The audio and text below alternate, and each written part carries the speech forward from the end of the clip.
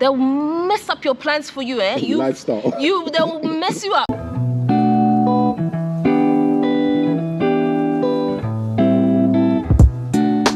Hi guys, welcome back. Okay, today we're going to be talking about 5 mistakes that I've seen people make when they come to Ghana and they end up turning around and going back to wherever it is that they came from. So the first one is coming to Africa or Ghana or wherever and expecting to live the same lifestyle that you lived before you came here. One thing I've realized is that, I can speak from experience from being in the UK, trying to live that same lifestyle when you come here is just not gonna work for you. So trying to eat the same foods, trying to go to the same places, trying to live that same lifestyle does not work here in Ghana. It does not. You will run out of money very, very, very quickly if you think you can do that. So if you think that, well, I used to live in the UK and I used to buy, when I go shopping, I buy potatoes, I buy cheese, I buy crisps, I buy chocolate, I buy all this, that, and the other. If you think that you can come here and do that same thing, yeah, it does not work. It does not work because it is very, very, very expensive. Things here in Ghana, things that are shipped from abroad cost so much more. It's because the things are imported from abroad. So because they're imported from abroad, there are taxes that needs to be covered before it can enter into the country and all of that. And so it costs more. And obviously someone's making money as well on top. So that also has to go on top because no one's just going to ship it at cost price for you to come and buy. Everybody's trying to make a living. So because of that, there's more added onto the price of the items. So I remember when we first came to Ghana, we went to a particular shop and we bought a bottle of Coke. And that Coke, we didn't realize because we're used to, you go shopping, you just pick. You don't, you look at the price, but you don't really think about digesting the price properly. We went to the till, we bought it. It was when we left the shop, we were looking at the receipt and we realized we paid £5, £5 whole pounds for a bottle of Coke. And we were just like, should we go back and take it back? But it was too late because we'd already got in the taxi and left. But it was so expensive and honestly, we did not realize that it was going to be like. So what we realized very quickly after being here for a little bit of time is that there are the items that are imported from abroad, but there are also items that you can get here that are the same thing.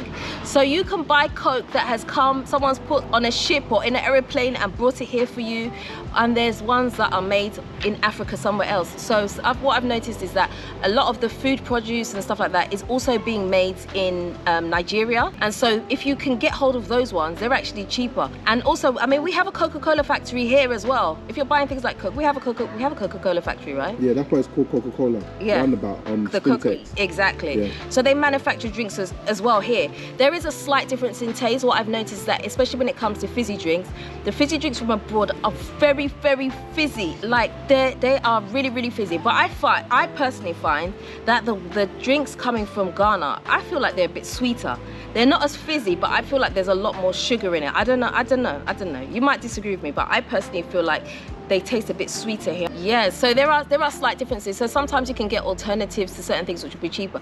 Like here you get Lay's, that's from America. Obviously it's imported, but there are sometimes you can get crisps that are also made in Ghana as well, which would be a little bit cheaper. So you have to be smart about certain things. So some of the times when I buy these things, I look for offers, and when I see them, then I buy in bulk and I just keep them. And you're not allowed to touch it. You have to ask permission before you take it from the kitchen because we buy things on offers, and so we try and do our lifestyle that way. Otherwise, if you just think that you're going to come from abroad and just buy and shop and do exactly what you're doing over there, you're going to be really, really sorry very soon because you cannot keep up with that lifestyle. It is just not possible. So the next thing is number 2 is thinking that you could come to Africa and rent forever. Renting, especially here in Ghana, is extremely expensive, especially, well, in Accra it is anyway. If you are willing to come outside of Accra, a lot of your problems will immediately disappear because some of the things you can't get out there and some of the things are just cheaper. Accra is very, very expensive. So it's like living in London where you're paying premium for everything. It's that same thing living in Accra here. So if you are going to rent a 3-bedroom house and you want to live in cantonments, you want to live in East Legon, you want to live Ajingano, all them places, they are very, very expensive. It might be the type of house that you know what you're used to living in. That's why you want to go for those areas. But to be honest, you're going to pay so much. I think personally for me, if you're paying over $1,000 a month for rent, it is too much. That's me. You don't have to agree with my opinion, and I'm not saying that you should. That's my opinion. It is too much. You can go and put that money aside and build a house. It doesn't have to be your perfect dream house. You can use that money to put towards building a house that is going to be yours, and you have no more rent. So paying like $2,000, $3,000, $4,000, $5,000 for rent is ridiculous. It's like throwing your money up in the air. It's honestly, it's a loser's game. If I can be as bold as to say that. I'm not saying you're a loser, but it's a loser's game. Honestly, if you have the option, don't do it. When we came to Ghana, we first of all rented, and we rented in a chalet boutre, and we rented for 1,500 cedis a month. And at the time, my family was like, why are you spending so much money? People, trust me, people were going on at us like, it's too much, it's too much. You can't be spending that much money here, living in Ghana. It's too much, you can't do that. It's not sustainable. But I mean, for us, we needed a bit of a, well, okay, for me, because, kwame said yes, for me, I needed a bit more of a soft landing. So for me, that was a compromise. So we lived out a bit. So we lived in Boutre, and we rented a 4-bedroom house, which was comfortable. I was happy there. It was completely comfortable. I mean, there were a few housing issues, but that's a different video. There are a few housing issues there, but in terms of space and the quality of the house that we lived in, it was what I needed in order to be comfortable and to be able to stay the duration.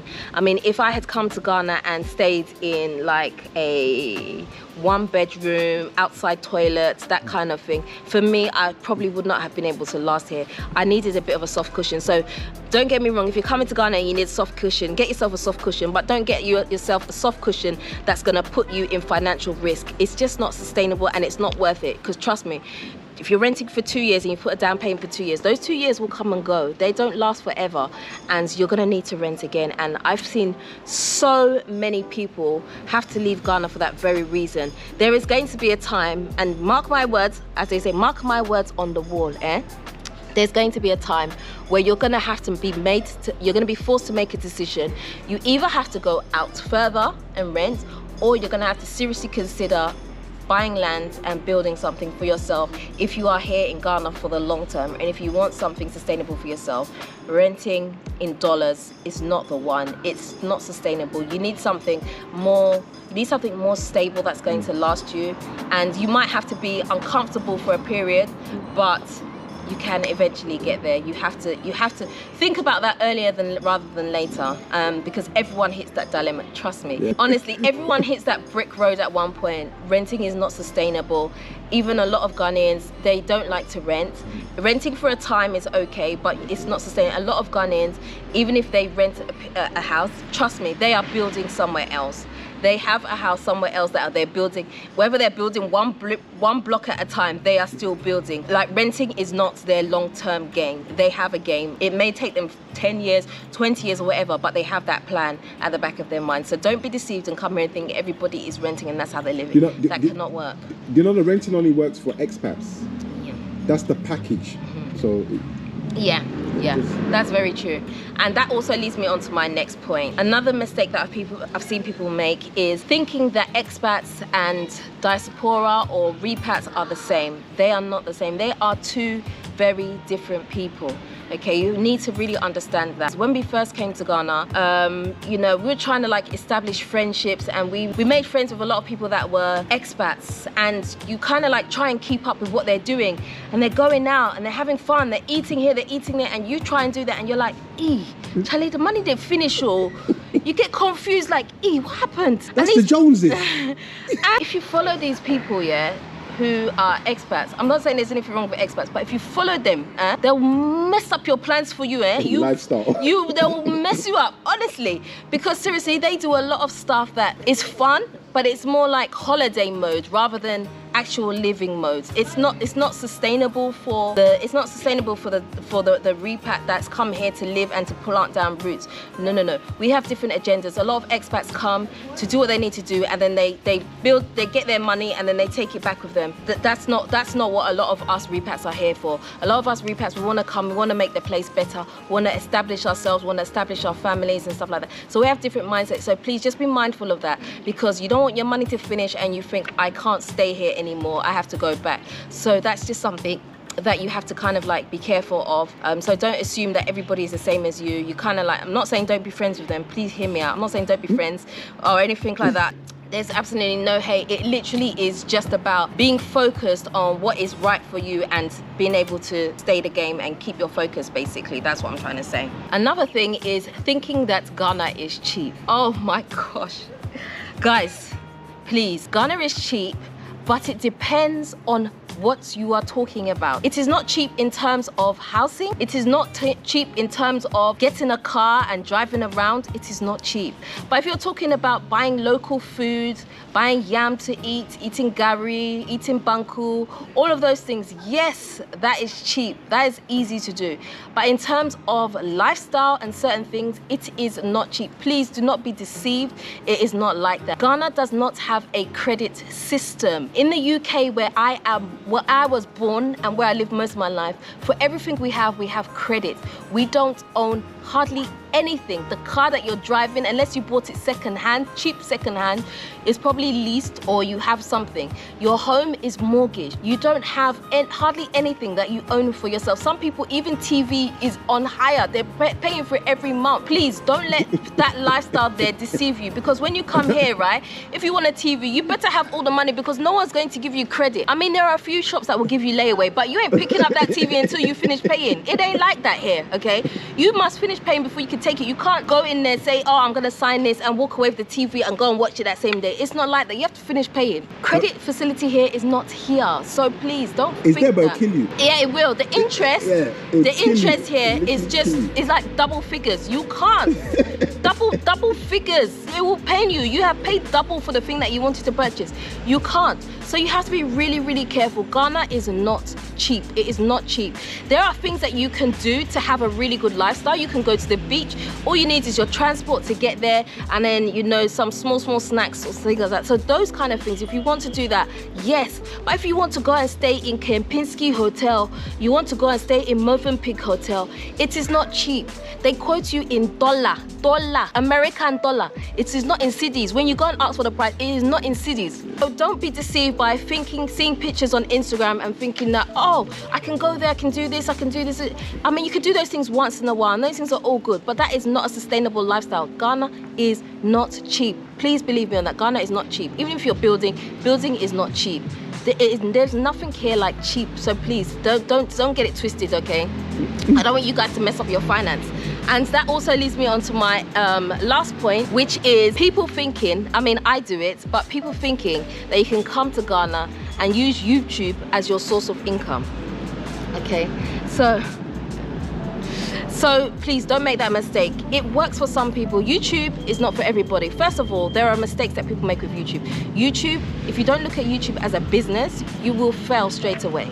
Because YouTube, I mean, you can do it as a hobby if you're not expecting an income, but if you're expecting an income from it, YouTube is not the one. You have got to have multiple streams of income when you come to Ghana. So although you see me do YouTube, and yes, I do get some small cocoa money from YouTube, that is not what I rely on for all my income. I have another business. Kwame is obviously a builder, and so he builds for people and stuff like that. So he also gives people advice. So if you have buildings and that, you know, where things have gone wrong, he can also give you advice. So he does consultancy for things like that as well. So you can hit him up for that if you want to. So yeah, you have to have multiple streams of income when it comes to living here, because if not, you will mess yourself up. Listen, let me tell you something, right? Just because you see someone and he's the local police officer does not mean that he doesn't own a barber shop somewhere, or he doesn't own something somewhere where he's selling, maybe even he's got a pure water factory somewhere. Trust me, they have multiple streams of income. That is why I'm saying that in Ghana, you need to be very entrepreneurial. You need to think of having more than one thing, otherwise things will be really tough for you. So guys, so that's not to say that YouTube cannot be a really good way to make income. It can be, because some people make some amazing income off YouTube, but it comes down to passion. If you're coming to Ghana and you're looking at YouTube as being your main source of income, don't make that mistake, because if you're not passionate about doing it, it'd be so easy to just quit and give up. So think about what you're passionate about and make that your business. And as I said before, have multiple streams of income to get you through the rough times. You have to do that. So yeah, this video, guys, I just made it to kind of like encourage you, help you, to motivate you, and because I want you guys to succeed. You know, it's very easy to look at videos on YouTube and think, oh wow, this is amazing, this is amazing. But you know what? For every story, there's another backstory that you haven't seen. You know, even when it comes to putting videos together, you know, there's a whole lot that goes wrong before you get the final thing. You know, most people edit their videos, they edit out a lot of stuff that you know, they maybe don't want you to see, or you just don't get so you don't always get a full glimpse into what something is like. So you always have to come, if you're coming to Ghana, come with an open mind as to what to expect. And as I said, learn from other people, and just be open. Just be open. Don't come with a closed mindset. Just be open to what is out there, because it's about helping each other, and you know, we all want to succeed. There's space for all of us here. Yeah, that's what today's video is all about, guys. Anyway, if you haven't already subscribed, please do me a favor, hit the subscribe button for me, hit the notification bell. Don't forget to also do me a favor and like, comment and share this video for me. I would really appreciate it. Until next time, I am out. Naughty Papa.